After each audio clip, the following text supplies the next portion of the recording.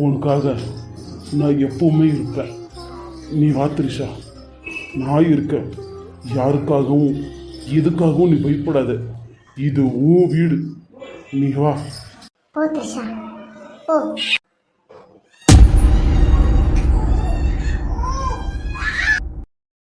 அவளை எதுக்கு பார்க்குற? உன்னை தொட்டு தாலி கட்டின உன்னோட புருஷன் நான் கூப்பிடுறேன். வா உள்ள போலாம். நிலுங்க மாமா, என்னை மீறி இவளை நீங்கள் உள்ளே கூட்டிகிட்டு போனீங்க. என்னை நீங்கள் உசுரோடவே பார்க்க முடியாது. நான் சத்து போயிடுவேன் மாமா, சத்து போயிடுவேன். முதல்ல அது பண்ணு. அப்போதான் எனக்கும் என்னோட த்ரிஷாக்கும் நிம்மதியா இருக்கும். மாமா ஆமாண்டி, முதல்ல நீ சத்து போ. அப்போதான் என்னோட வாழ்க்கை நிம்மதியா இருக்கும். நீ இன்னைக்கு இந்த வீட்டுல கால் எடுத்து வச்சியோ, அன்னைக்கே இந்த வீட்டோட சந்தோஷம் மொத்தமும் நாசமா போச்சு. சீ, போடி முதல்ல இங்கிருந்து. என் கண்ணு முன்னாடி நிற்காத. அப்போ என் பொண்ணோட வாழ்க்கையோட நிலைமை என்ன மாப்பிள்ள? சொல்லுங்க மாப்பிள்ள. உன் பொண்ணோட வாழ்க்கை அவ்வளோதான். இனிமே உன் பொண்ணோட வாழ்க்கை ரோட் பால்றி. ஆல்ரெடி தாலி கட்டிட்டு நல்லா வாழ்ற குடும்பத்துல போய் இப்படி நுழைஞ்சா இப்படிதான் சீரழியணும். நீ பேசாத. சி, ஒரு வேளை சாப்பாட்டு கூட கெதி இல்லாத நாய்ங்க. உங்களுக்கு எங்கள் அண்ணன் பையன் கேட்குதா? மரியாதையாக கூட்டிகிட்டு போயிடுவோம் பொண்ணை. இல்லை, நான் என்ன பண்ணணும்னு தெரியாது. போலீஸில் கம்ப்ளைண்ட் பண்ணி நாயை அடித்து தொத்துற மாதிரி தொடுத்து விட்டுருவேன் உன்னையும் உன் பொண்ணையும். போதும், நிறுத்துங்க. இதுக்கு மேலே ஒரு வார்த்தை எங்கள் அம்மா பற்றியும் என்னை பற்றியும் என்ன பேசுனீங்கன்னா நான் மனுஷாவே இருக்க மாட்டேன். இவ்வளோ நேரம் நான் பொறுமையாக நிற்கிறேன்னா அதுக்கு ஒரு காரணம் இருக்குது. எல்லாம் இதோ எங்கள் வீட்டுக்காருக்காக தான் சும்மா நிற்கிறேன். அவரோட பேர் கெடுக்கக்கூடாதுன்னு நிற்கிறேன். இன்னொரு வார்த்தை எங்களை எதுக்குமே கெதி இல்லாத நாய்ங்கன்னு பேசுனீங்க, அப்புறமா நான் த்ரிஷாவாக இருக்க மாட்டேன் சொல்லியிருக்கேன். என்னடி எவ்வளோ நாள் சத்த பாம்பு மாதிரி கடந்த? இந்த வீட்டு பக்கமே வரமாட்டேன்னு சொன்னேன். இப்போ எதுக்குடி வந்த? ஓ, இந்த சொகுசு வாழ்க்கை 7 வருஷமா நல்லா அனுபவிச்சிட்டேல. இந்த சொகுசு வாழ்க்கையில் மூழ்கி போயிட்டுருப்ப போல இருக்கு. அதுக்கு தான் ஒரு வாரம் கூட அம்மா வீட்டில் இருக்க முடியாமல் திரிய இங்கே ஓடி வந்துட்டியடி. அதுதானே, அங்கே உனக்கு ஒரு வேளை சோத்து கூட உனக்கு கதி இல்லை, போட்டுக்க துணிமணியிட படுக்க இடம் இல்லை, பின்ன வராமலையா இருப்ப? நிஜமா சொல்லு, உன் வயிற்றுல குழந்தை இருக்குதாடி? அண்ணி, எனக்கு இங்கே ப்ரூவ் பண்ணுங்க. நீ அவள் முழுகாமல் இருக்கிறாளா? அவள் முழுகாமல் இருந்தா நானும் என் பொண்ணு இங்கேருந்து நாங்கள் வெளியே போயிடுறோம். அவள் முழுகாமல் மட்டும் இல்லை, அவள் கழுத்தை பிடிச்சி நீங்கள் வெளியே துரத்தி இனிமேல் இந்த வீட்டோட மூத்த மருமக என் பொண்ணாதான் இருக்குவா. சொல்லியிருக்கேன் பாருங்க. இரு சுகுந்தா, எதுக்கு இவ்வளோ கோவப்படுற? அதான் பேசுகிறோம்ல, கொஞ்சம் பொறுமையாக இரு. உனக்கு உன் பொண்ணு முக்கியம்னா எனக்கு என் புள்ளியோட வாழ்க்கை. என் புள்ளிக்கு நான் என் மோனிஷாவை கல்யாணம் பண்ண வச்சிருந்தேன், ஒரு குழந்தை பொறுக்கணும்னு தான். இப்போது த்ரிஷா முழுகாமல் இருந்தால் என்ன பண்ண முடியும்? என்ன நீ பேச்சு ஒரு மாதிரியா இருக்கு?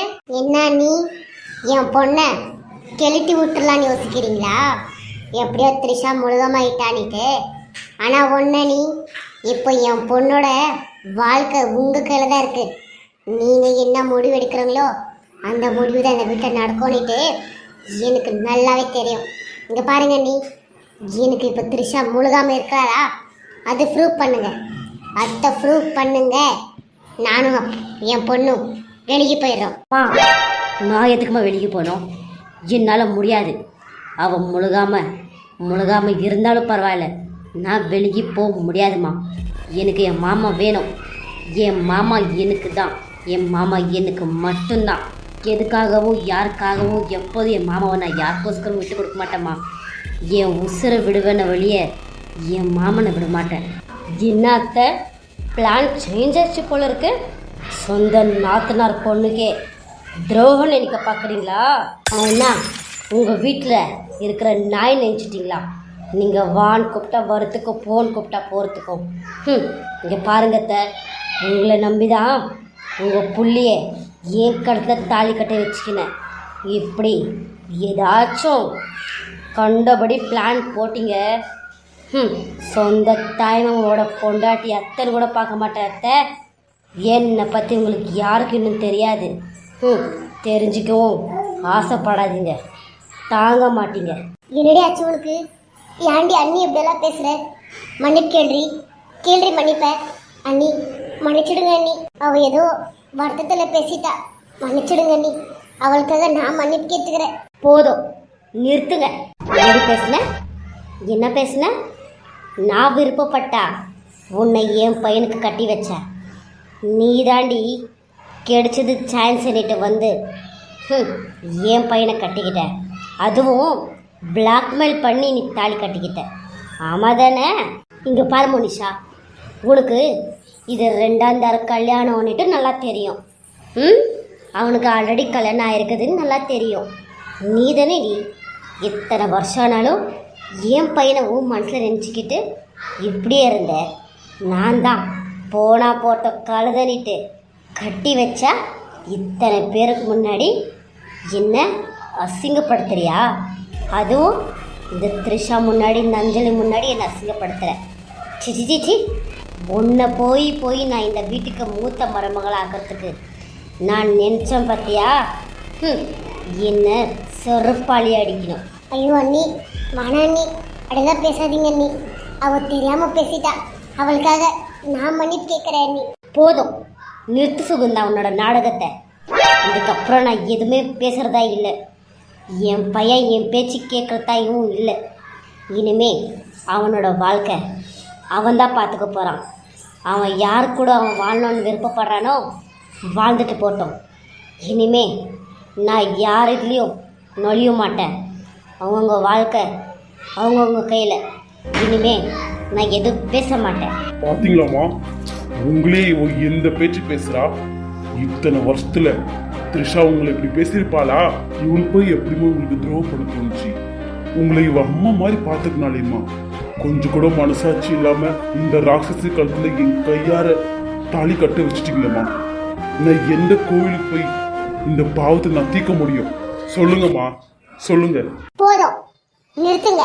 எங்களுக்கு இருக்கிற ஸ்டேட்டஸ்க்கு எவன் வள கியூவில் வந்து நின்னா தரமா என் பொண்ணை கட்டிக்கிறதுக்கு அவள் அழகுலையும் அந்தஸ்துலையும் உங்களை விட குறைஞ்சவ இல்லை. சொல்ல போனா உங்களை விட நாங்கள் இருக்கிறப்பட்டவங்க தான்.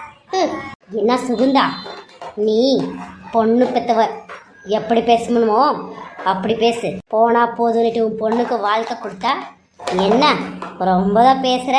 என்னை மன்னிச்சிடுங்க நீ, எனக்கு வேற வழி தெரியல. எனக்கு இருக்கிறது ஒத்த பொண்ணு. அந்த ஒத்த பொண்ணோட வாழ்க்கை எப்படி ஆயிடுச்சுன்னா நான் என்ன அண்ணி பண்ணுவேன்? உங்களை நம்பிதான் நீ நான் சுதாகருக்கு 2ஆம் தரமாக கட்டி கொடுத்தேன். இப்போ அந்த வாழ்க்கையே இல்லைன்னும் போது நான் என்ன அண்ணி பண்ணுவேன்? இப்போ 2ஆம் தரமாக இவளை யார் அண்ணி கட்டிக்குவாங்க? சொல்லுங்க அண்ணி.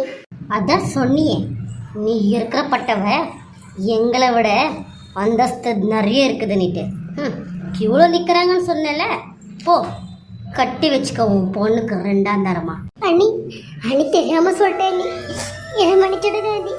அதுக்காக என் பொண்ணோட வாழ்க்கைய இப்படி பழி வாங்கிடாதீங்க அண்ணி. ப்ளீஸ் அண்ணி, உங்க காலில் விழுந்து கெஞ்சுறேன் அண்ணி. என் பொண்ணோட வாழ்க்கைக்கு எடுத்துடாதீங்க அண்ணி, ப்ளீஸ் அண்ணி. சுகுந்தா, ஏந்திரடி, காலெல்லாம் விழாதடி, ஏந்திரி மேலே. இல்லை அண்ணி, நான் ஏந்துக்க மாட்டேன். என் பொண்ணோட வாழ்க்கைக்கு ஒரு பதில் சொல்லுங்க அண்ணி, அப்போதான் நான் ஏந்துக்குவேன் அண்ணி. இல்லைன்னா இதே இடத்துல நான் உசுரே விட்டுருவேன் அண்ணி. நீங்க சொன்னீங்கன்ட்டு தான் ஒரே காரணத்துக்காக நான் சுதாகருக்கு 2ஆம் தரமாக கட்டி கொடுத்தேன். இப்போ அவளை யார் அண்ணி கட்டிக்குவாங்க? சாந்தி முகூர்த்தம் நடக்கலன்ட்டா அவளை வேணான்றீங்க அண்ணி. நம்மளுக்கு தெரியும் அண்ணி சாந்தி முகூர்த்தம் நடக்கலன்னுட்டு. ஆனால் ஊருக்கு தெரியுமா அண்ணி? ஊருக்கு தெரியுமா?